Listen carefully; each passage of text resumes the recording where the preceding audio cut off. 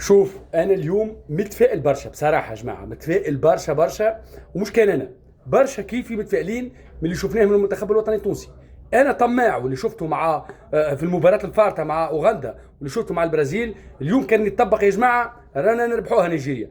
اذا كان يطبقوا نفس التكتيك ونفس الانضباط على الميدان ونفس الوقفه ونفس الكاريزما ونفس الجرينتا ونفس الروح، رانا نكوروا بنيجيريا ان شاء الله يا ربي. انا نقول حاجه، انا باش نخسروا، انا ما نسواش نخسروا، مستحيل نخسروا اليوم. انا اشوف مستحيل نخسروا اليوم، لكن اذا كان نلعبوا بنفس الانضباط لعبنا به مباراه اوغندا والبرازيل، بصراحه اليوم رانا قادرين وبقوه زاده انه نلعبوا مباراه باهيه ونعملوا سكور باهي. المفيد انا متاكد من حاجه واحده، الخسران رانا ما نخسروش مع نيجيريا، مستحيل باللي شفناه ما نخسروش مع نيجيريا. نتصور نعملوا يا نيل، والاكثر انا اشوف فيه ربح ان شاء الله، وان شاء الله مربوحه لتونس. وان شاء الله اليوم يا ربي نعرفوا وين احنا وين في الكان هذه.